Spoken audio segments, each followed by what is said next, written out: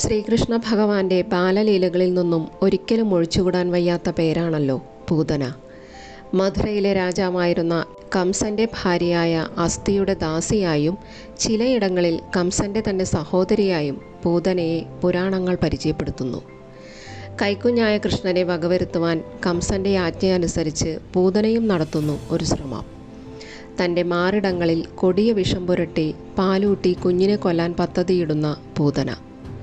എന്തുകൊണ്ട് അവൾ അത്തരമൊരു മാർഗം തിരഞ്ഞെടുത്തു? അതിനും ഒരു കാരണമുണ്ട്. ആ ഒരു പ്രവൃത്തി അവളുടെ പൂർവ്വജന്മത്തിൽ മഹാവിഷ്ണുവിനോട് തോന്നിയ ഒരു വൈരാഗ്യം തീർക്കലായിരുന്നു അത്രേ. ഇത് നടക്കുന്നത് ഭഗവാന്റെ വാമനാവതാര സമയത്തായിരുന്നു.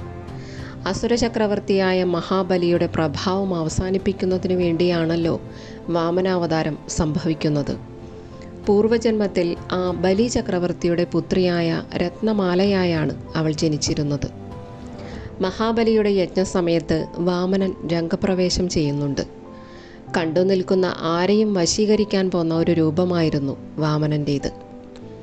തേജസ്വിയായ വാമനൻ്റെ ബാലരൂപം കണ്ട് രത്നമാല വല്ലാതെ ആകൃഷ്ടയായി. അവളിലെ മാതൃഭാവം ആ കുട്ടിയെ ഓമനിക്കുവാൻ അനിയന്ത്രിതമായി തന്നെ കൊതിച്ചു. സ്വപുത്രനായി അവന് ലഭിച്ചിരുന്നുവെങ്കിൽ താൻ പാലൂട്ടി വളർത്തുമായിരുന്നു എന്നുപോലും ആഗ്രഹിച്ചു രത്നമാല. പക്ഷേ പിന്നീട് വാമനാവതാരത്തിൻ്റെ യഥാർത്ഥ ദർശനം ലഭ്യമായപ്പോൾ തൻ്റെ പിതാവിന് സർവ്വതും നഷ്ടപ്പെട്ടപ്പോൾ അവളുടെ വാത്സല്യം കോപത്തിന് വഴിമാറി. അവൻ തൻ്റെ മകനായിരുന്നുവെങ്കിൽ താൻ തന്നെ അവന് വിഷം കൊടുത്തേനെ എന്നവൾ ചിന്തിക്കുന്നു. രത്നമാലയുടെ ആ ആഗ്രഹ പൂർത്തീകരണം നടന്നത് ദ്വാപരയുഗത്തിൽ മഹാവിഷ്ണു ശ്രീകൃഷ്ണനായി അവതരിച്ചപ്പോഴാണ്. പൂതനയായി ജനിച്ച് അവൾ അറിയാതെ തന്നെ അവളിലെ രത്നമാലയുടെ ആഗ്രഹവും ദേഷ്യവും നടപ്പിലാക്കുന്നു കാലം. എങ്കിലും ഭഗവാനിലൂടെ അവൾക്ക് ലഭിക്കുന്നത് മോക്ഷമാണ്. വിഷം പുരട്ടി കൃഷ്ണനെ കൊല്ലാൻ ശ്രമിച്ച പൂതനയുടെ പ്രാണനടക്കം പാനം ചെയ്ത് ആ രാക്ഷസ ജന്മത്തിന് അവസാനം വരുത്തുന്നു ഭഗവാൻ.